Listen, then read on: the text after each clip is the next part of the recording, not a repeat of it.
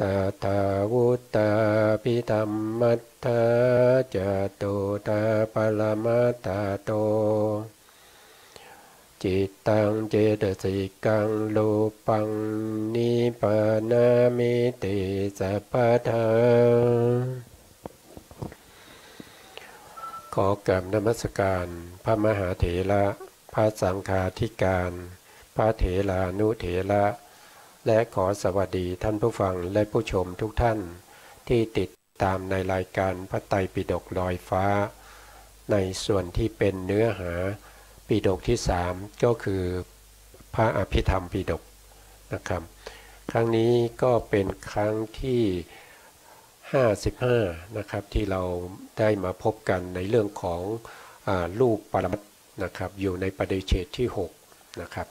แล้วตอนนี้เราก็เรียนมา2 หมวดแล้วนะครับในเรื่องของรูปนะครับในเรื่องของรูปเนี่ยก็จะพูดถึงในรูปที่เป็นปรมัตถ์ที่เราศึกษาอยู่นะครับก็จะเป็นในที่1นะครับก็ทวนบ่อยๆนะครับในที่1คือสมุเทศนัยก็คือการแสดงรูปโดยย่อนะครับการแสดงรูปโดยย่อนะครับในที่2เนี่ยก็คือรูปวิภาคนัยเป็นการแสดงรูปโดยพิสดารซึ่งการแสดงรูปโดยพิสดารเราก็ได้ศึกษาร่วมกันมาเป็นครั้งที่55นะแล้วก็กำลังจะจบนะครับกำลังจะจบแล้วนะครับแล้วก็จะขึ้นในรูปสมุเทศนัยเป็นการแสดงสมุฏฐานของรูปวันนี้เราก็ครั้งที่แล้วเนี่ยเราได้พูดถึงรูปในคู่ที่9น่าจะพูดไปแล้วนะครับแต่ก็ไม่เป็นไรเราก็มาทบทวนกันสักเล็กน้อยนะครับรูปในคู่ที่9นะครับในคู่ที่9นี้ก็จะเรียกว่าสนิทัศนรูปคำว่าสนิทัศนรูปก็แปลว่ารูปที่เห็นได้ด้วยตานะครับเห็นได้ด้วยตามีอยู่1รูปมีอยู่1รูปนั่นก็คือรูปที่เรียกว่าเป็นรูปารมณ์รูปารมณ์ก็คืออะไรก็คือสีต่างๆหรือวรรณะนะครับถ้าว่าโดยภาษาบาลีก็เป็นวรรณะนะครับสีต่างๆก็คือรูปารมณ์อะไรเป็นตัวเห็นนะอะไรเป็นตัวเห็นก็คือตัวตาเนี่ยไม่ใช่ตาที่เป็นตาเนื้อไม่ใช่ตากลมๆที่เป็นตาเนื้อแต่เป็นจิตนะครับเป็นจิตที่อาศัยตาเกิดที่เราเรียกว่าเป็นจักขูวิญญาณนะครับที่เราเรียกว่าเป็นจักขูวิญญาณซึ่งจักขูวิญญาณเนี่ยก็จะอาศัยตาที่เป็นประสาทตาคือที่อยู่ในตาดำนะครับที่อยู่ในตาดำแล้วก็เป็นความใสของมหาพุทธรูปที่สามารถที่จะรับสีได้แล้วก็ตัวที่เห็นก็คือจิตนะครับก็คือจิตทีนี้เรามาดูนะก็ขึ้นมาให้ดูบ่อยๆนะเพราะว่าจะได้คุ้นเคยกับแผ่นชาร์ตนี้นะอันนี้ก็คือจิตนะครับจิต89หรือ121ตัวที่เป็นตัวเห็นคือจิตตรงนี้นะจิตตรงนี้นะตรงนี้นะครับก็คือจักขูวิญญาณจิตจักขูวิญญาณจิตมีอยู่2 ดวงนะดวงข้างบนนี้เป็นอกุศลนะเป็นอกุศลวิบากคือไปเห็นอะไรเห็นสิ่งที่ไม่ดีนะเห็นสิ่งที่ไม่ดีก็คืออะไรก็คือไปเห็นในอย่างเช่นเราเดินไปก็ได้ยินเสียงไม่ใช่ได้ยินเห็นคนเขากำลังทะเลาะกันอย่างเงี้ยเห็นคนเขากำลังทะเลาะกันหรือว่าเห็นเขากำลังตบตีกันอย่างเงี้ยก็คือสิ่งที่ไม่ดีนะครับตัวข้างล่างเป็นจักขูวิญญาณที่เป็นอาเหตุกะกุศลวิบากตัวนี้เห็นแต่ในสิ่งที่ดีนะเห็นในสิ่งที่ดีก็ยกตัวอย่างเช่นเวลาตอนเช้าเราไปทำงานครับเราเดินออกจากบ้านเราก็เห็นภาพภิกษุเนี่ยเดินบิณฑบาตมานะครับอย่างนี้ก็ถือว่าเป็นสิ่งที่เราเห็นนั้นเป็นสิ่งที่ดีนะ นะครับแถวข้างล่างนี้จะรับอารมณ์ที่ดีนะครับที่เป็นกุศลวิบากแต่เป็นอเหตุกะนะอันนี้ก็คือเป็นตัวที่เห็นตัวที่ถูกเห็นก็คือรูปารมณ์นะรูปารมณ์ก็คือเป็นรูปอยู่ไหนนะอันนี้เป็นจิตนะครับเป็นตัวเห็นนะเป็นตัวเห็นแต่รูปารมณ์เนี่ยเขาเป็นรูปเขาอยู่ตรงนี้นะครับรูปารมณ์เขาอยู่ตรงนี้นะครับรูปารมณ์เนี่ยเขาอยู่ตรงนี้ตัวนี้เป็นตัวที่ถูกเห็นนะแต่ตัวนี้เป็นจักขุประสาทเป็นความใสของมหาพุทธรูปที่สามารถจะรับรูปารมณ์นี้ไม่ได้เพราะรูปารมณ์เนี่ยเวลากระทบเขาจะกระทบกับจักขุประสาทนะเขาไม่ได้กระทบกับจิตแต่เขากระทบกับจักขุประสาทนะครับเขากระทบกับจักขุประสาทเพราะฉะนั้นจักขุประสาทกับรูปารมณ์เนี่ยเขากระทบกันพอกระทบกันผ่านไปหนึ่งขณะนะครับภวังคจิตก็จะหวั่นไหวเขาเรียกว่าภวังคัจจรณะพอภวังคัจจรณะหวั่นไหวเสร็จก็จะมีภวังคุปเฉทะซึ่งเป็นตัวที่จะตัดอะไรก็คือตัดภวังคจิตให้สิ้นสุดลงเมื่อภวังคจิตสิ้นสุดลงก็จะมีจิตดวงนี้ที่เราเรียกว่าเป็นปัญจทวาราวชนะจิตจะทำหน้าที่อาวชนะอารมณ์ก็คือปัญจทวาราวชนะจิตนี้เป็นตัวที่น้อมไปสู่อารมณ์น้อมไปสู่อะไรก็คือน้อมไปสู่รูปารมณ์นะแต่เขาไม่ได้เห็นเขารู้เห็นเท่านั้นเองเขาไม่ได้เห็นด้วยการประจักษ์เขารู้เห็นนะเขารู้เห็นก็คือเขารู้จักแต่เขาไม่เคยพบนะครับอย่างเช่นเราไปสถานที่ใดที่หนึ่งนะครับอย่างเช่นเราไปสำนักงานใดสำนักงานหนึ่งเราก็ไปที่สำนักงานนั้นเราก็เห็นนะครับเราก็เห็นแผนผังของผู้บริหารนะครับเราก็เห็นว่าข้างบนสุดเป็นผู้บริหารที่มีอำนาจสูงสุดในองค์กรนี้ชื่ออะไรเราก็จำได้สมมติว่าชื่อนายกก็แล้วกันนะครับเราก็จำได้ว่านายกเนี่ยเป็นผู้อำนวยการสำนักงานนี้นะแล้วครั้งต่อไปมีคนมาถามเราก็บอกว่า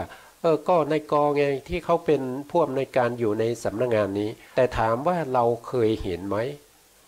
เราเคยเห็นนายกเป็นตัวจริงๆไหมไม่เคยเห็นเพียงแต่เรารู้เห็นเท่านั้นว่านายกนี่เป็นผู้อำนวยการหรือว่าเป็นผู้จัดการใช่ไหมครับก็คือตัวปัญจทวาราวชนะจิตนั่นเองที่ทำหน้าที่ในการอาวชนะก็คือรู้เห็นอะไรรู้เห็นอารมณ์ที่มากระทบกั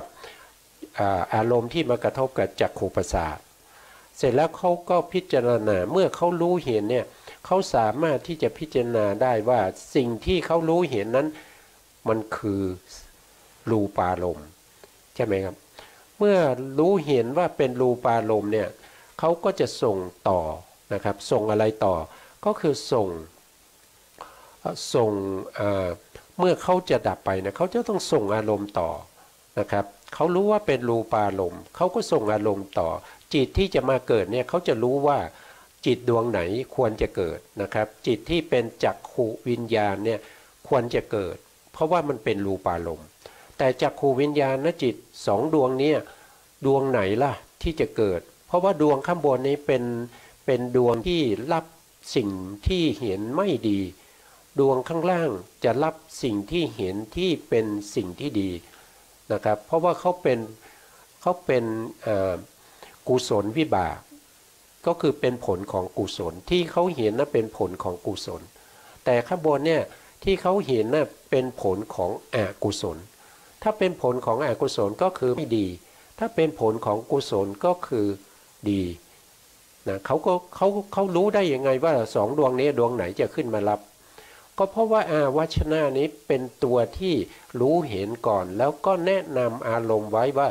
สิ่งที่จะเห็นนั้นคือรูปารมณ์แล้วสิ่งที่จะเห็นนั้นที่เป็นรูปารมณ์นั้นจะเป็นกุศลวิบากหรืออกุศลวิบากก็อยู่ที่ ปัญจทวาราวชนาจิตนะครับปัญจทวาราวชนาจิตเนี่ยจะเป็นผู้ที่วัชนะอารมณ์ก็คือพิจารณาอารมณ์เพื่อให้จักขูวิญญาณนั้นเกิดขึ้นสมมติว่าปัญจทวาราวชนะจิตดวงนี้พิจารณาแล้วว่ามันเป็นอารมณ์ที่ไม่ดีนะครับเป็นอารมณ์ที่เขากำลังทะเลาะกันนะครับจิตที่จะขึ้นมาเห็นเนี่ยก็จะต้องเป็นจิตดวงนี้นะครับก็ต้องเป็นอกุศลวิบากที่เห็นอะไรเห็นเขากำลังทะเลาะกันแต่ที่เห็นนั่นน่ะเป็นเฉพาะสีนะครับไม่ได้เห็นเป็นการทะเลาะแต่มันเป็นผลของอกุศลวิบากที่ต้องเห็นเรื่องที่ไม่ดีนะครับแทนที่จะได้เห็นเรื่องที่ดีๆแต่กลับไปเห็นเรื่องที่เขาทะเลาะกันนะครับก็คืออกุศลวิบากเพราะฉะนั้นสองดวงนี้ดวงใดดวงหนึ่งจะเกิดขึ้นได้ก็ต้องมีปัญจทวาราวชนะจิตเป็นตัวที่วชนะอารมณ์ให้ทั้งที่เป็นอารมณ์ที่ดีและไม่ดีแล้วก็จะต้องวชนะว่าสิ่งนั้นจิตดวงไหนที่จะขึ้นมารับในทวิปัญจวิญญาณจิต10เพราะว่าปัญจทวาราวชนะจิตนี้ทำหน้าที่ในการที่จะวชนะอารมณ์ก็คือถ้าเป็นสีเขาก็จะให้จักขูวิญญาณขึ้นมารับแต่ถ้าปัญจทวาราวชนะจิตวชนะไปเป็นเสียงนะเขาก็จะส่งสัญญาณไปให้แก่โสตวิญญาณจิตสองดวงนี้ดวงใดดวงหนึ่งขึ้นมารับตามสภาพของอารมณ์นั้นนะเข้าใจนะครับแล้วถ้าปัญจทวาราวชนะจิตไม่ได้ส่งสัญญาณให้จักขูวิญญาณหรือโสตวิญญาณแต่ส่งสัญญาณไปว่าสิ่งที่รู้เห็นนั่นมันเป็นกลิ่นพอรู้ว่ามันเป็นกลิ่นปุ๊บคานวิญญาณก็จะต้องขึ้นมารับอารมณ์นั้นแต่จะเป็นอารมณ์ที่ดีหรือไม่ดีก็ขึ้นอยู่กับปัญจทวาราวชนะจิตนี้จะไปวชนะอารมณ์นั้นว่าอารมณ์นั้นเป็นกลิ่นที่ไม่ดีหรือว่าเป็นกลิ่นที่ดีเพราะฉะนั้นคานวิญญาณสองดวงนี้ดวงใดดวงหนึ่งก็จะขึ้นมารับตามที่ปัญจทวาราวชนะจิตทำหน้าที่ในการวชนะอารมณ์ให้นะก็จะเป็นในลักษณะนี้นะครับอันนี้คือเรื่องของวิถีจิตแต่ในที่นี้เขาพูดถึงรูปที่เห็นได้ด้วยตาก็คือจักขูวิญญาณเนี่ยมีอยู่รูปเดียวเท่านั้นในรูป28นั้นมีรูปเดียวก็คือรูปนี้นะครับที่เขาระบายสีไว้รูปนี้คืออะไรก็คือรูปารมณ์นะคือรูปารมณ์นะรูปารมณ์คืออะไรก็คือสีต่างๆนะครับก็คือสีต่างๆนะก็คือสีต่างๆนั่นเองนะครับก็คือสีต่างๆสีต่างๆเนี่ยเขาเห็นได้ด้วยตาแต่ตาในที่นี้เราต้องเข้าใจว่าเป็นสำนวนนะครับเป็นสำนวนแต่ถ้าว่าโดยปรมัตถ์แล้วจะต้องเป็นจักขูวิญญาณก็คือจิตที่อาศัยประสาทตาเกิดขึ้นไปเห็นสีต่างๆนั่นเองนะก็ต้องเข้าใจตามนี้นะครับต้องเข้าใจตามนี้ถ้าเราไม่เข้าใจตามนี้เนี่ยจะทำให้เราเรียนต่อไปในชั้นต่อไปมันจะทำให้เราเนี่ยเก็บในข้อมูลที่ไม่ดีนะครับแล้วก็จะทำให้เราเนี่ยจะสับสนนะสับสนเดี๋ยวกลายเป็นจิตเดี๋ยวกลายเป็นรูปนะครับเดี๋ยวอารมณ์ดีเดี๋ยวอารมณ์ไม่ดีเดี๋ยวอารมณ์เป็นปรมัตถ์เดี๋ยวอารมณ์เป็นบัญญัติเดี๋ยวอารมณ์เป็นสีเดี๋ยวอารมณ์เป็นกลิ่นเดี๋ยวอารมณ์เป็นรสเป็นเนี่ยมันจะมีมากมายนะครับเรียนพระอภิธรรมเนี่ยมันมีทั้งศัพท์ที่เราไม่เคยได้ยินเนี่ยมันจะปรากฏให้เราได้ยินมากขึ้นนะครับมากขึ้นแล้วตัวเลขอีกอย่างหนึ่งตัวเลขเนี่ยตัวเลขในพระอภิธรรมเนี่ยก็จะมีมากมายนะครับจะมีมากมายก็จะอย่างเช่นรูป28เนี่ย28แล้วถามว่าแต่ละบุคคลมีรูปเท่าไหร่นะก็บอกว่ารูป27เพราะว่าผู้ชายก็ต้องไปเว้นรูปผู้หญิงใช่ไหมครับก็เพราะฉะนั้นก็รูปสภาวะรูปเนี่ยเขาจะไม่เกิดพร้อมกันนะเขาจะไม่เกิดพร้อมกันในคนคนเดียวกัน ถ้าเป็นผู้หญิงก็จะมีเฉพาะรูปนี้นะครับที่เราเรียกว่าอิทธิภาวะคือรูปที่แสดงความเป็นหญิงนะรูปที่แสดงความเป็นหญิงหรือรูปที่แสดงความเป็นชายปุริสภาวะไม่ใช่เพศนะไม่ใช่เพศแต่เป็นสภาวะหนึ่งที่สามารถรู้ได้ทางใจเท่านั้นเห็นไม่ได้รู้ได้ทางใจรูปที่เห็นได้มีอยู่รูปเดียวก็คือรูปนี้นะครับที่เราเรียกว่าเป็นรูปารมณ์นะก็คือรูปารมณ์เพราะฉะนั้นเขาก็อธิบายตรงนี้ว่ารูปที่เห็นก็คือสีต่างๆชื่อว่ารูปารมณ์ตัวที่เห็นก็คือตาส่วนที่เห็นไม่ได้คือรูปที่เหลือก็จะมีอยู่27รูปนะไม่ใช่รูปที่เห็นได้ด้วยตานะเป็นและรูปารมณ์คือสีต่างๆนะคือตาเนื้อก็คือจักขุนะครับก็คือถ้าว่าโดยตาเนี่ยก็จะมีเราก็ศึกษาไปแล้วนะตอนแรกๆนะครับที่เราพูดถึงในเรื่องของตานะครับตาก็จะถ้าว่าโดยย่อๆก็จะมีอยู่2อย่างนะครับ2อย่างนั่นก็คือ1ก็คือตาเนื้อเนี่ยเราจะเรียกว่าเป็นจักขายตนะส่วนตาอีกตาหนึ่งเราก็จะเรียกว่าเป็นตาปัญญาแล้วตาปัญญาเนี่ยก็จะมีแยกออกไปอีกเป็นถึง5อย่างด้วยกันนะครับสัพพัญญุตญาณก็เป็นตาปัญญาพุทธจักษุก็เป็นตาปัญญาจักทิพจักขุก็เป็นตานะครับ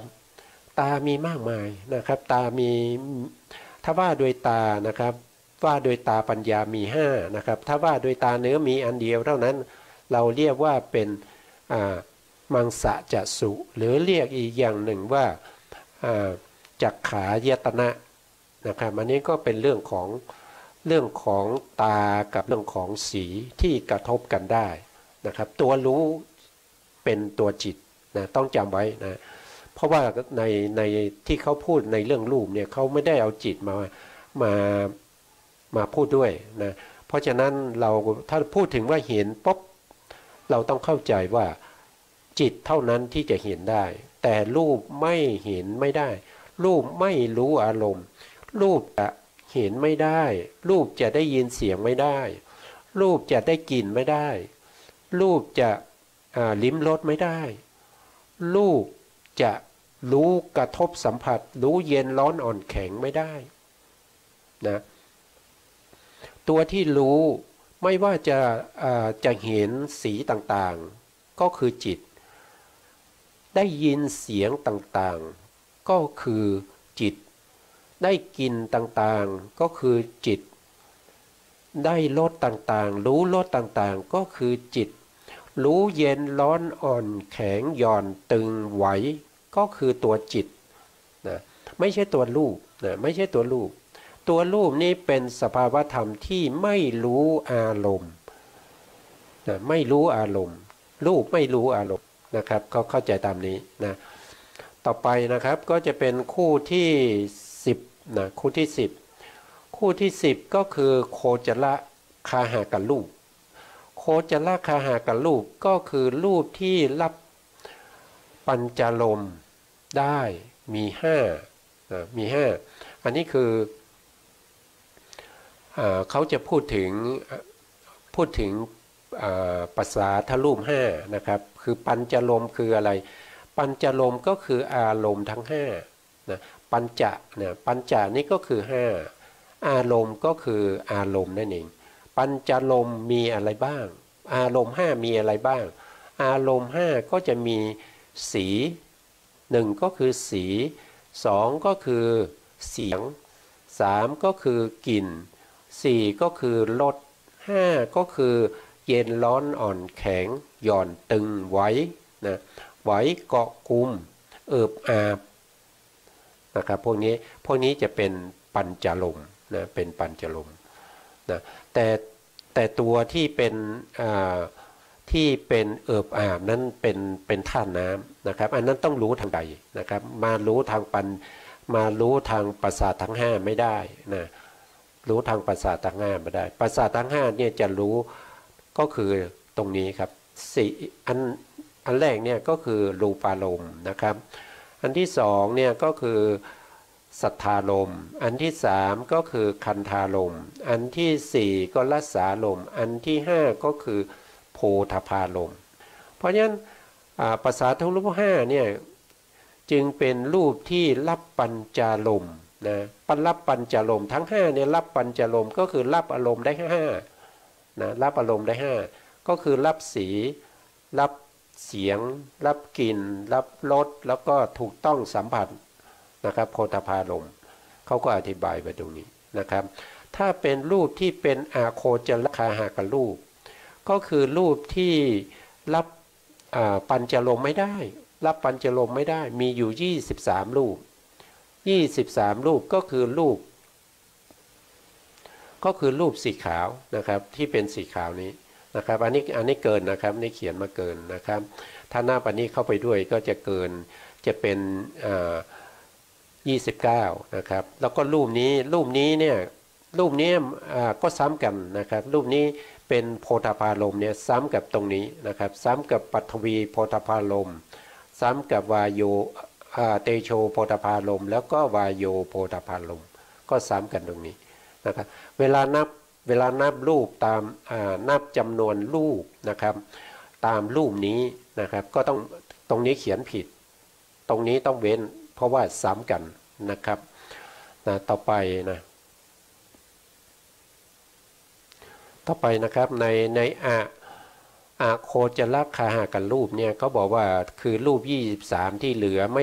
ไม่สามารถที่จะรับรูปารมณ์ได้ไม่สามารถที่จะรับปัญจารมณ์ได้นะครับก็จะมีอยู่2ชนิดเขาบอกว่าโคจรคาหากันรูปเนี่ยมีอยู่2ชนิดก็คืออาสัมปตะโคหักอาสัมปตะโคจรคาหากันรูปนะครับก็คือรูปารมณ์ที่ยังมาไม่ถึงอันนี้ก็คือหมายถึงว่าการที่เราจะเห็นรูปใดรูปหนึ่งเนี่ยรูปนั้นจะต้องไม่มากระทบกับตาถ้ารูปที่เราจะเห็นเนี่ยเขาเอามากระทบกับตาเนี่ยมันจะมองไม่เห็นจะมองไม่เห็นอย่างเช่นถ้าเราอยากจะลองดูก็เอานิ้วนะครับมาเข้ามาให้ใกล้ตาที่สุดนะหรือว่ามาแตะตาเลยนะเราก็จะมองไม่เห็นนิ้วนะเราจะมองไม่เห็นนิ้วเพราะฉะนั้นการที่จะเห็นได้จะต้องอยู่ระยะพอประมาณที่เขาจะมองเห็นได้สีสันวรรณะนั้นจะต้องอยู่พอประมาณที่เขาจะเห็นได้นะแต่การเห็นเนี่ยการกระทบของสีกับจักขุประสาทเนี่ยเขาไม่ได้กระทบกันกับสีที่ติดอยู่กับสิ่งของนั้นอย่างเช่นผมดูอย่างเช่นผมดูที่มือนะครับผมดูที่มือเนี่ยผมดูที่มือไม่ใช่ว่าสีที่อยู่ที่มือเนี่ยมากระทบกับที่ตานะไม่ใช่อย่างนั้นนะแต่ที่เขากระทบกันได้เนี่ยก็เนื่องจากว่าเขามีแสงสว่างที่ส่องมาที่สีแล้วสีที่ติดอยู่ที่มือนะครับที่เราดูเนี่ยเขาจะสะท้อนมาที่ตานะครับสะท้อนมาที่ตา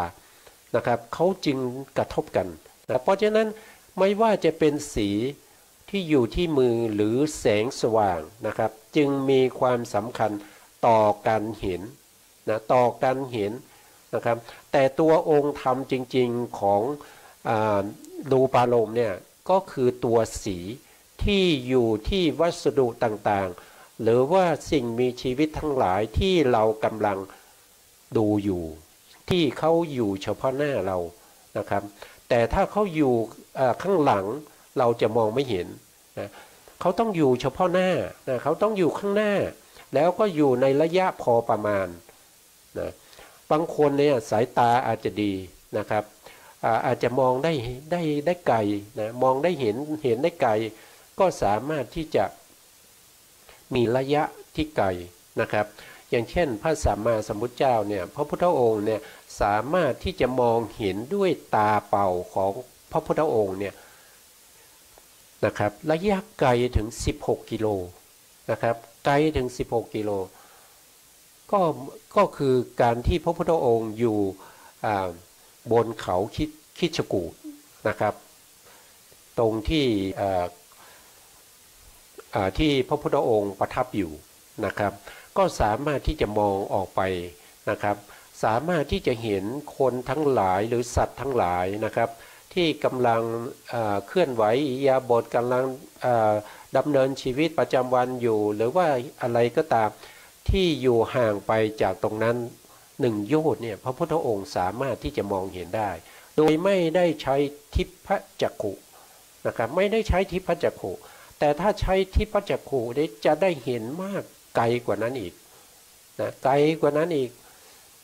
นะเพราะว่าโดยบุคคลธรรมดาถ้ามีอภิญญาที่เป็นทิพจักขุนี่ก็สามารถที่จะเห็นสิ่งต่างๆได้ไม่ว่าสิ่งนั้นเขาจะปกปิดเอาไว้ไม่ว่าสิ่งนั้นจะเล็กแค่ไหนนะครับหรือว่าสิ่งนั้นจะอยู่ไกลแค่ไหนก็สามารถเห็นได้อยู่แล้ว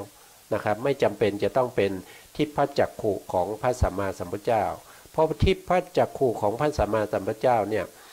เป็นทิพจักขุที่เห็นได้ไกลกว่าแล้วก็มีความแจ่มใสมากกว่าบุคคลธรรมดาทั่วไปนะครับบุคคลธรรมดาทั่วไปนี้ก็หมายถึงผู้ที่ได้อาภิญญานะครับได้ทิพจักขุเหมือนกันนะการที่จะได้ทิพจักขุนี้ก็ขึ้นอยู่กับเรื่องของกรรมด้วยนะครับเรื่องของกรรมด้วยนะครับเพราะว่าสิ่งพวกนี้เนี่ยมันเกี่ยวกับเรื่องของกรรมด้วยการที่พระพุทธองค์ได้สัพพัญญูนะครับได้สัพพัญญูได้ทิพจักขุได้อภิญญาได้สมาบัติ8นะครับได้วิโมกข์8นะครับได้ปฏิสัมภิทา4อะไรพวกนี้นะครับก็ขึ้นอยู่กับการที่พระพุทธองค์ได้สร้างกรรมมาในอดีตก็คืออะไรก็คือการที่พระพุทธองค์ได้บำเพ็ญบารมีนะครับได้บำเพ็ญบารมีมาอย่างยาวนานนะการบำเพ็ญของบำเพ็ญบารมีของพระพุทธองค์นี้บำเพ็ญได้มาด้วยระยะเวลาที่ยาวนานนอกจากนั้นยังจะต้องทำด้วยความยากลำบากในการบำเพ็ญบารมีของพระสัมมาสัมพุทธเจ้าทุกๆพระองค์นะครับจะต้องมีระยะเวลาที่ต้องสร้างบารมีที่ยาวนานนะแล้วการสร้างบารมีนั้นจะต้องเป็นการสร้างได้ด้วยความยากลำบากอย่างเช่นจะต้องมีการเสียสละทรัพย์สินเงินทองทนะบริจาคไม่ว่าจะเป็นประเทศสลาดประเทศเอกราชนะครับต้องสละนะไม่ว่าจะเป็นทรัพย์สินเงินทองแก้วแหวนเงินทองนะไม่ว่าจะเป็นลูกนะครับก็ต้องสละนะไม่ว่าจะเป็นภรรยาก็ต้องสละไม่ว่าจะเป็นอวัยวะนะครับก็ต้องสละไม่ว่ามีใครมาขอชีวิตก็ต้องสละชีวิตนะครับอันนี้คือการบำเพ็ญบารมีของพระสัมมาสัมพุทธเจ้าที่จะให้ได้มาซึ่งเขาเรียกว่าญาณ73นะครับ73ญาณ73ญาณนะครับแล้วก็6ญาณสุดท้ายจะเป็นญาณพิเศษมีเฉพาะพระสัมมาสัมพุทธเจ้าเท่านั้นอย่างเช่นยกตัวอย่างนะครับอย่างเช่นพระมหากรุณาสมาบัติญาณอย่างเงี้ยบุคคลอื่นไม่มีนะจะมีเฉพาะพระสัมมาสัมพุทธเจ้านะอาสยานุสยญาณการรู้อาสยะก็คืออัธยาศัยของสัตว์ทั้งหลายทั้งที่เป็นเวนยสัตว์ทั้งที่เป็นพุทธเวไนยสาวกเวไนยหรือธรรมะเวไนยหรืออะไรพวกนี้พระพุทธองค์รู้หมดนะครับเพียงแต่ว่าพระพุทธองค์อยากจะรู้หรือไม่นะครับไม่ใช่รู้ตลอดเวลาเพียงแต่ว่าวัชนะไปเมื่อไหร่พระพุทธองค์ก็สามารถรู้ได้ทันทีโดยไม่มีอะไรมากากั้นนะไม่มีอะไรมาปิดบังได้ถ้าอยากจะรู้อะไรรู้หมดนะอันนี้ก็คืออะไรก็คือ เรื่องของกรรมนะเรื่องของกรรมพระพุทธองค์สร้างบารมีมาด้วยความยากลำบากด้วยความยาวนานแล้วก็ไม่มีการละเว้นต้องทำติดต่อกันนะครับอย่างน้อยๆเนี่ย3 อย่างละที่พระพุทธองค์จะสมัยที่ยังไม่ได้เป็นพระพุทธเจ้าเป็นพระโพธิสัตว์เนี่ยนะครับอย่างน้อยๆก็ต้อง3 อย่างนี้นะคือทำได้ด้วยความยากลำบากแล้วจะต้องใช้เวลาที่ทำยาวนานนะครับแล้วก็ยังจะต้องทำติดต่อกันไม่เลิกไม่หย่อนไม่พักนะครับต้องทำติดต่อกันนะกว่าที่จะได้เป็นพระสัมมาสัมพุทธเจ้าได้เป็นพระสัมมาสัมพุทธเจ้าแล้วได้มาซึ่งสัพพัญญุตญาณได้มาซึ่งอาณาวรณญาณนะครับได้มาซึ่งญาณทั้งหลายต่างๆนะครับสิ่งที่พวกเราได้ศึกษาอยู่นี้นะครับอันนี้ก็เป็นพระปัญญาของพระสัมมาสัมพุทธเจ้าที่พระพุทธองค์ได้สะสมบารมีทางปัญญาในการได้มาแล้วก็มาเทศนามาสั่งสอนให้พวกเราได้เข้าใจตามนะครับว่าสภาวธรรมที่อยู่ในตัวของเราเนี่ย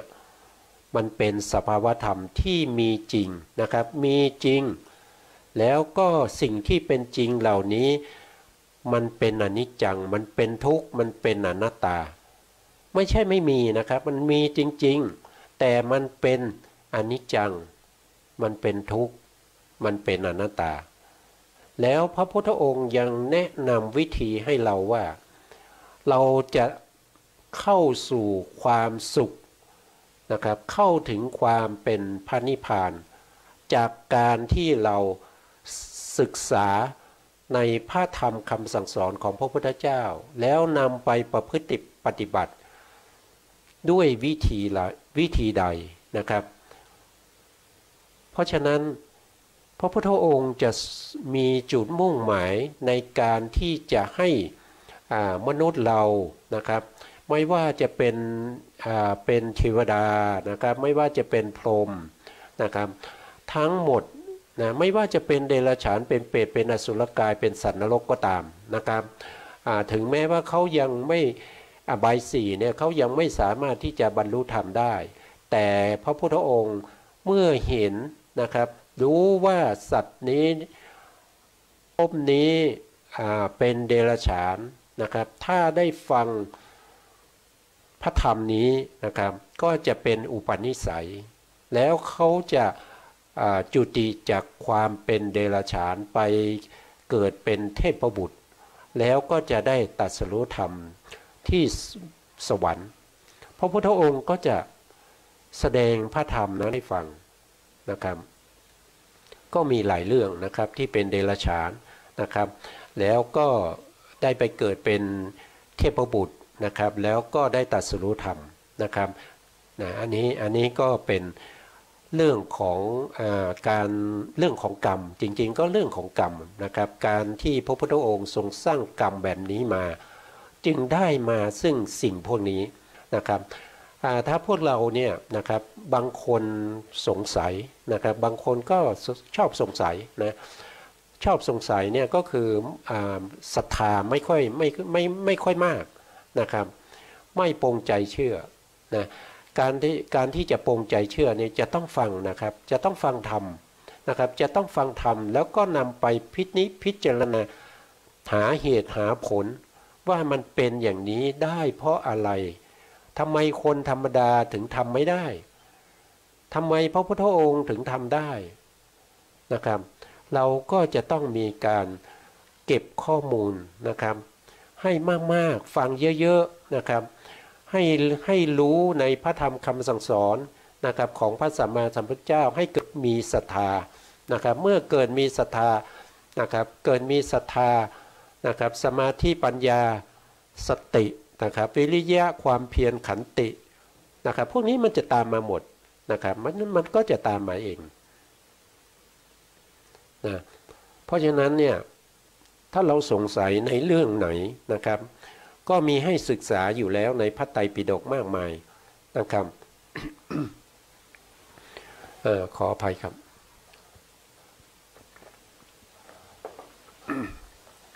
นะครับเรื่องพวกนี้เป็นเรื่องที่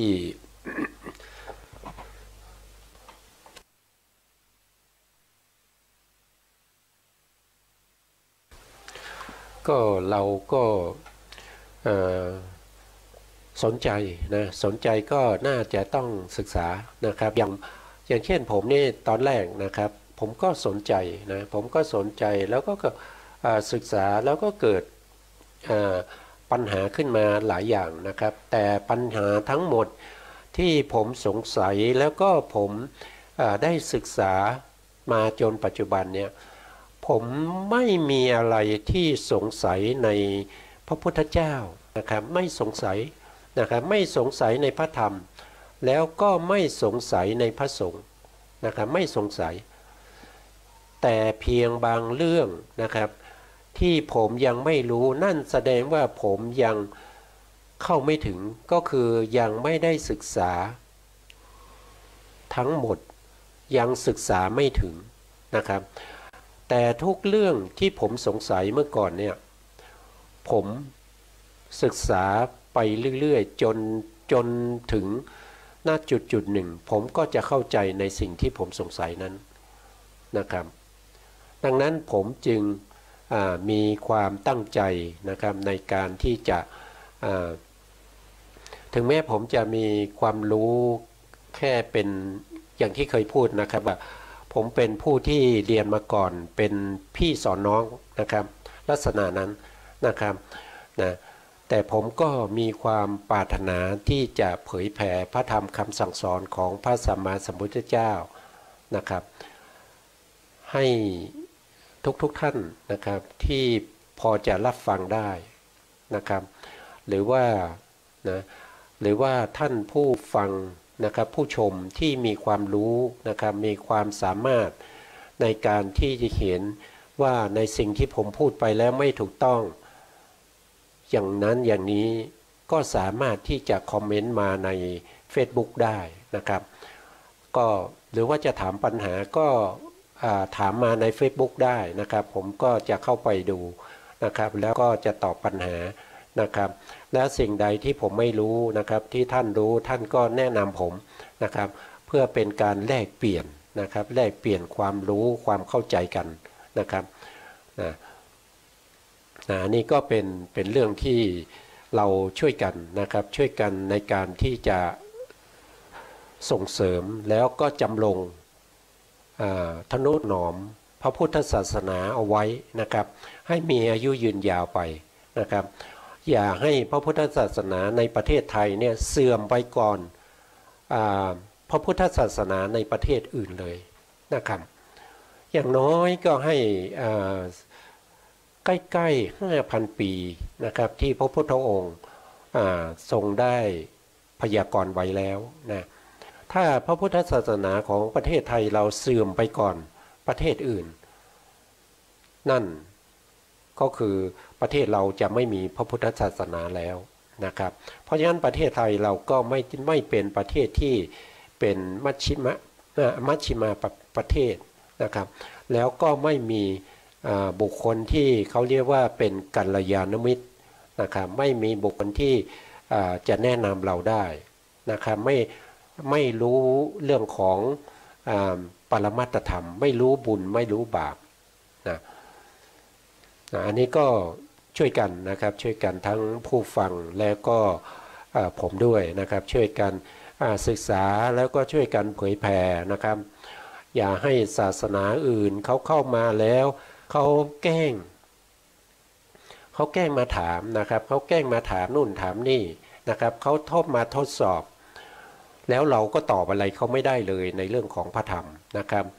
หรือว่าบางทีเนี่ยเข้ามาเก่าจ้วงจาบ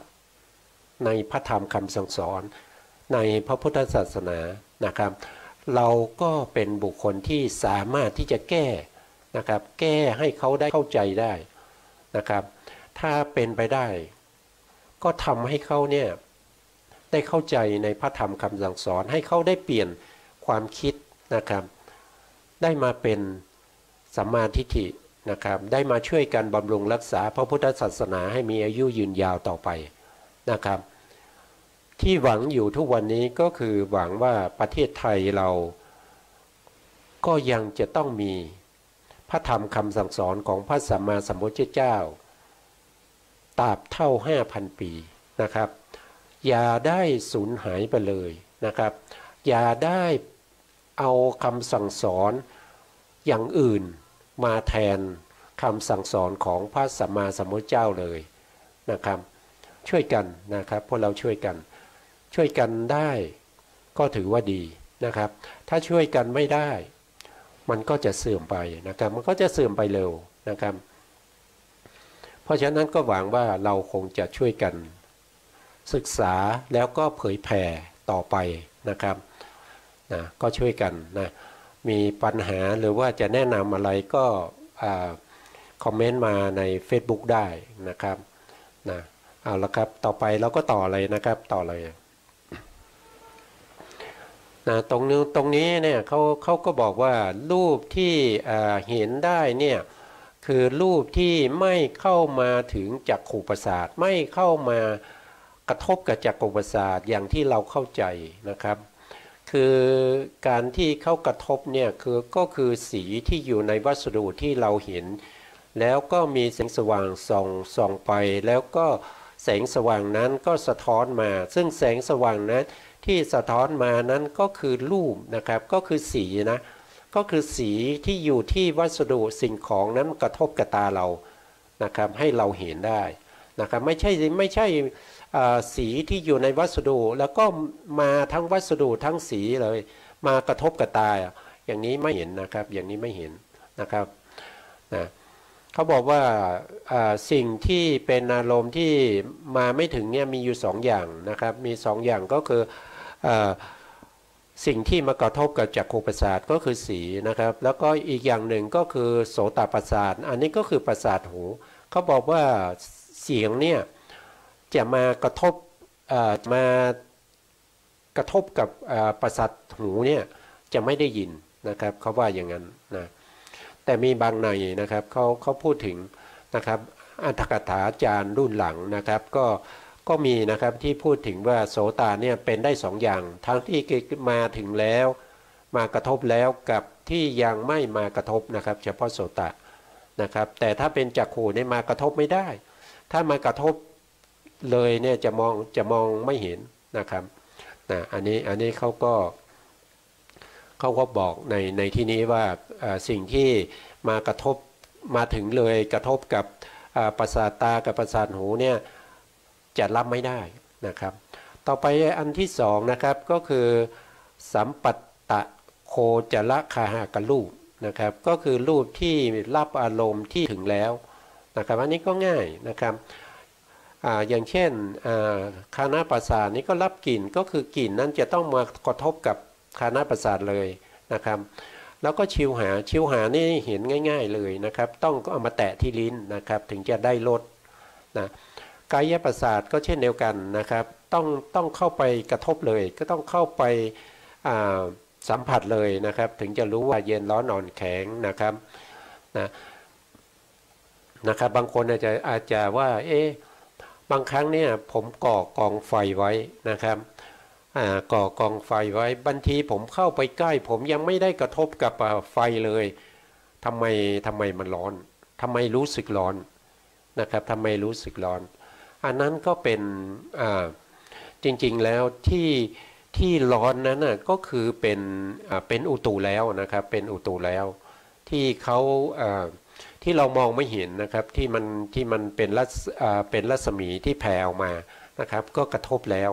กระทบกับกายประสาทแล้ว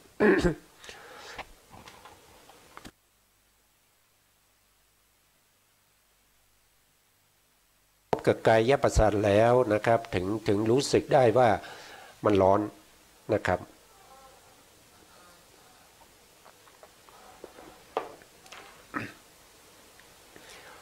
ก็นะครับก็ว่าต่อไปนะครับก็โคจรรูปนะครับโคจรรูปก็คือโลปารมณ์นะครับตัวภาษาทรูป5เนี่ยอันนี้ก็ เราพูดไปแล้วนะครับก็คือจักขุเนี่ยก็สามารถรับรูปารมณ์จักขุประสาทเนี่ยสามารถรับรูปารมณ์ได้นะทำให้เกิดการเห็นก็คือการเกิดการเห็นนี่ก็คือจิตที่เรียกว่าจักขุวิญญาณเกิดขึ้นมาเห็นรูปนั่นเองนะแล้วก็โสตประสาทนะกระทบกับสัทธารมณ์สัทธารมณ์คือเสียงนะครับตรงนี้คือเสียงนะแล้วทำให้เกิดการได้ยินการได้ยินก็คือจิตที่เราเรียกว่าโสตวิญญาณนะต่อไปก็คือคานาประสาทก็คือประสาทจมูกนะครับกระทบกับกลิ่นแล้วเกิดการได้ยินเกิดการรู้กลิ่นนะครับรู้กลิ่นก็คือจากคานะวิญญาณนะครับเป็นผู้รู้นะครับเป็นจิตนะครับเป็นผู้รู้นะชิวหาประสาทกระทบกับรสารมเกิดการรู้รสนะครับตัวรู้รสก็คือชิวหาวิญญาณก็คือตัวจิตนะกายประสาทกระทบกับโพธพารมณ์ทำให้รู้สัมผัสเกิดขึ้นตัวที่รู้สัมผัสเกิดขึ้นนั่นคือกายวิญญาณก็คือตัวจิตนะครับต่อไปคู่ที่11นะครับคู่ที่11เนี่ยก็จะเรียกว่าวินิโพคลูปวินิโพคลูปแปลว่ารูปที่แยกจากกันไม่ได้นะครับจะใช้เครื่องมือวิทยาศาสตร์จะเจริญแค่ไหนก็ไม่สามารถแยก8รูปนี้ออกจากกันได้นะดังนั้นจึงเรียกว่าเป็นอวินิโพคลูปนะอวินิโพคลูปมีอยู่8นั้นได้แก่มหาพุทธรูป4ก็มีธาตุดินธาตุน้ำธาตุไฟธาตุลม4อย่างแล้วก็มีรูปารมณ์นะครับมีสีสันวรรณะถ้าไม่มีสีสันวรรณะเรามองไม่เห็นนะแล้วก็มีกลิ่นนะมีกลิ่นด้วยนะคันธารมณ์ถ้าไม่มีกลิ่นก็ดมไม่ได้นะแล้วก็รสารมณ์ก็มีรสด้วยนะแล้วก็อาหารด้วยนะอาหารละรูปนะรวมกันก็จะเป็น8รูปนี้แยกจากกันไม่ได้เรียกว่าวินิโพคลูป8เป็นคู่ที่11นะครับวินิโพคลูป8คู่ที่11คู่กับอะไรก็คู่กับวินิโพคลูปนะครับวินิโพคลูปเนี่ยก็ได้แก่รูปที่เหลือ20รูปที่เหลือ20ก็คืออะไรก็คือตรงที่เราไม่ได้ระบายสีตรงนี้นะครับตรงนี้นะตรงที่เราไม่ได้ระบายสีที่เป็นขาวๆเนี่ยก็จะเรียกว่าเป็นวินิโพคลูปเป็นวินิโพคลูปแต่ที่เราระบายสีดำๆตรงนี้มีอยู่8รูปอันนี้เรียกว่าวินิโพคลูปวินิโพคลูปนะครับตรงนี้เขาก็อธิบายว่านะครับวินิโพคลูปแยกออกจากกันไม่ได้มีอยู่8รูปก็คือมหาพุทธรูป4รูปารมณ์คันธารมณ์รสารมณ์อาหารละรูปนะครับรูปทั้ง8นี้รวมกันเป็นหมวดเป็นหมู่เป็นมัดเป็นกองเป็นอะไรก็ตามเข้ารวมกันอยู่นะครับหรือว่าเป็นก้อนนะครับหรือว่าเป็นก้อนก็ได้นะครับแต่ในที่นี้เขาก็ยกตัวอย่างมาแค่2-3อย่างนะครับเรียกว่าเป็นรูปกะลาบที่ได้เจอรูปกะลาบมาแล้วนะรูปกะลาบเนี่ยก็แปลว่าเป็นหมวดนะครับเป็นหมวดหมายความว่าเขามีรูปรวมกันอยู่หลายๆรูปอันนั้นเราจึงเรียกว่าเป็นกะลาบนะครับเป็นก้อนนะเป็นก้อนเป็นกลุ่มเป็นมัดเป็นหมวดเป็นหมู่พวกนี้จะเรียกว่าเป็นรูปกะลาบนะก็คือหมายความว่ารูปจะมีขนาดเล็กเท่าใดนะครับแม้จะดูด้วยตาเปล่าไม่เห็นแต่ก็ต้องมีรูปอยู่8รูปนะที่น้อยที่สุดเลยนะครับทางวิทยาศาสตร์จะเรียกว่าเป็นปรมาณูเรียกว่าเป็นเซลล์หรือจะเรียกว่าเป็นอิเล็กตรอนโปรตอนนิวเคลียสอะไรก็ตามนะครับแล้วยังจะมีการแยกย่อยออกไปในโอกาสต่อไปอีกรูปนั้นก็จะต้องมีอยู่8รูปเหมือนเดิมนะครับไม่แยกจากกันได้รูป8รูปนี้นะครับอันนี้เราก็มาถึงตรงนี้เราก็จบในเรื่องของรูปวิภาคนัยก็คือการแสดงรูปโดยพิสดารนะครับทีนี้เรามาทวนนะครับเรามาทวนนิดหน่อยก่อนที่เราจะไปในหมวดที่3นะก่อนที่เราจะไปในหมวดที่3 ว่าตั้งแต่เราเรียนรูปมาเนี่ยหมวดที่หนึ่งเนี่ยเราก็จะเรียกว่ารูปสมุเทศนัยนะครับรูปสมุเทศนัยนะรูปสมุเทศนัยเป็นรูปที่แสดงรูปโดยสังเขปนะแสดงรูปโดยสังเขปก็คือแสดงรูป28นั่นเองนะแสดงรูป28นะครับเราก็แสดงรูป28ก็คือสมุเทศนัยรูปสมุเทศนัยเราก็เรียนไปทีละรูปนะครับอย่างเช่นมหาพุทธรูป4เราก็เรียนปฐวีนะครับปฐวีคืออะไรเป็นธาตุมีองค์ธรรมเป็นอะไรมีสภาวะเป็นยังไงนะครับอันนี้เราก็เรียนไปจนครบรูป28เราก็จะเรียกว่าเป็นการแสดงรูปโดยสังเขปก็คือโดยย่อๆนะเรียกว่ารูปสมุเทศนัยอันนี้ในที่1นะครับพอในที่2เนี่ยเรามาเรียนอยู่2เรื่องนะในที่2ก่อนนะในที่2ก็เรียกว่ารูปวิภาคนัยนะรูปวิภาคนัยเนี่ยก็คือเป็นการแสดงรูปโดยพิสดารแต่รูปโดยพิสดารเราเรียนอยู่2อย่างด้วยกันนะครับอันที่1ก็คือเราเรียนในเรื่องของเอกมาติกาเอกมาติกาก็คือเรียนรูป28ที่มีชื่อเดียวนะครับที่มีชื่อเดียวก็จะมีอยู่ทั้งหมด8ชื่อนะครับก็ยกตัวอย่างเช่นรูปอาเหชื่อว่าอาเหตุกะนะครับก็คือรูปเนี่ยไม่มีเหตุประกอบอย่างนี้เป็นต้นนะครับแล้วก็อันที่2เราก็มาเรียนในเรื่องของเขาเรียกว่าเป็นทุกกะมาติกานะครับทุกกะมาติกาก็คือเรียนที่มันมีมาติกาคือแม่บทที่มันมี2อย่างนะครับที่มี2อย่าง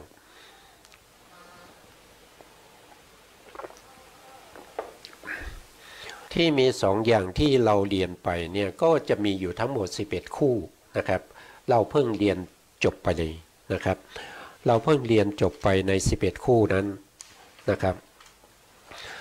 ทีนี้เราก็มาทวนเวลาเหลืออยู่นิดหน่อยนะครับถ้าขึ้นเรื่องใหม่ก็คงไม่ทันนะก็เลยมาทบทวนนิดหน่อยนะครับถ้าเราพูดถึงทุกกะมาติกาก็คือเป็นคู่นะเป็นคู่มีอยู่11คู่นะครับคู่ที่1ก็จะเรียกว่าเป็นอัจฉติกะรูปนะครับอัจฉติกะแปลว่ารูปภายในนะครับรูปภายในก็ต้องคู่กับรูปภายนอกนะครับรูปภายนอกก็จะเรียกว่าเป็นพาหิละรูปนะเป็นพาหิละรูปนะครับรูปภายในมีอยู่5ก็คือปัสสาทรูป5ส่วนรูปที่เหลือทั้งหมดนะ23รูปนะครับที่เหลือจากปัสสาทรูป5ก็จะเรียกว่าพาหิละรูปก็คือรูปภายนอกคู่ที่2ก็คือวัตถุรูปนะวัตถุรูปที่เป็นวัตถุได้มีอยู่6อย่างนะมีอยู่6อย่างก็คือปัสสาทรูป5ก็เป็นวัตถุรูป5แล้วก็มีหัตถยรูปอีก1รูปก็เป็นหัตถยรูปนะครับพวกนี้เป็นวัตถุนะเป็นวัตถุหมายถึงที่อาศัยเกิดของจิตและเจตสิกนะที่อาศัยเกิดของจิตและเจตสิกนะครับแล้วก็รูปที่เหลืออยู่22รูปนะครับเหลือจาก6รูปนั้นเราเรียกว่าเป็นอวัตถุเพราะไม่เป็นที่อาศัยเกิดของจิตและเจตสิกนะครับส่วนรูปที่3เนี่ยนะครับก็จะเรียกว่าเป็นคู่ที่3นะครับทวารนะครับทวารรูปนะก็คือเป็นประตูนะครับเป็นที่อาศัยเกิดของวิถีจิตนะวิถีจิตก็จะมีอยู่ทั้งหมด7อย่างนะครับก็คือปัสสาทรูป5นะครับวิญญาติรูป2นะครับเรียกว่าทวารเป็นที่อาศัยเกิดของวิถีจิตนะแล้วก็อาทวารก็คือรูปที่เหลือทั้งหมด21รูป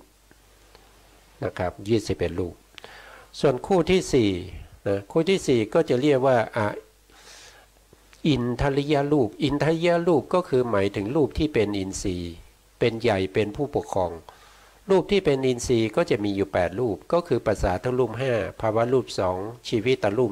1นะครับส่วนรูปที่ไม่ได้เป็นอินทรีย์ก็จะมี20รูปที่เหลือจาก8รูปนั้นนะครับก็จะเรียกว่าอนินทริยรูปก็คือรูปที่ไ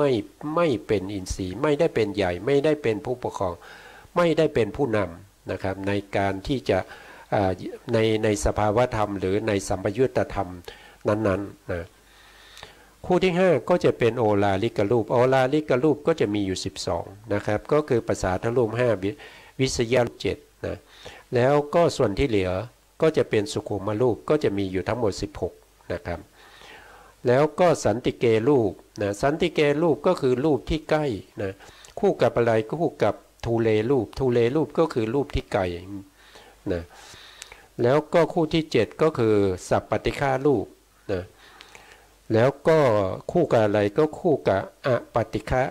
นะครับก็คือกระทบไม่ได้นะอุปาทินรูปก็คือรูปที่เกิดจากกรรมมีอยู่18รูปนะ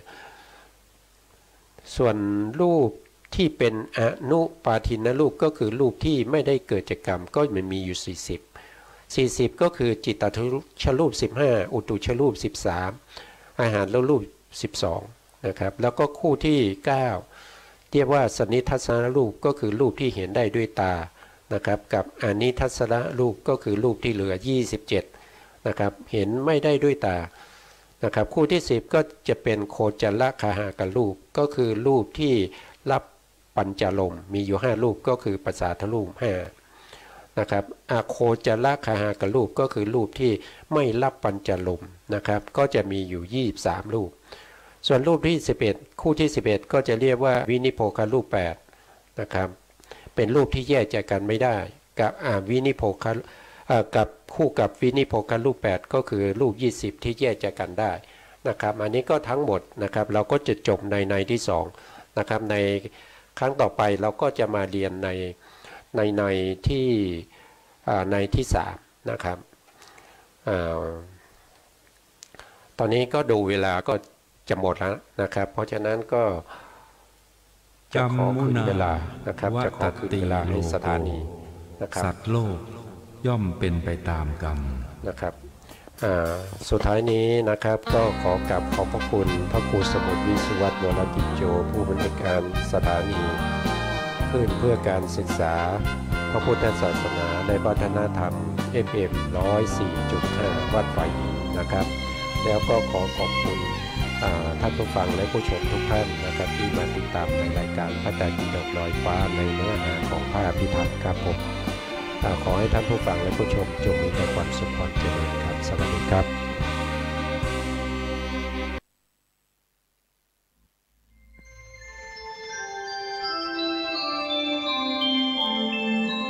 ขณะนี้ท่านกำลังฟังสถานีวิทยุกระจายเสียงคลื่นเพื่อการศึกษาพระพุทธศาสนาและวัฒนธรรมระบบ FM 104.5 เมกะเฮิรตซ์ออกอากาศณวัดฝายหินตำบลสุเทพอำเภอเมืองจังหวัดเชียงใหม่โทรศัพท์053-226-058-053-810-406 053-943-691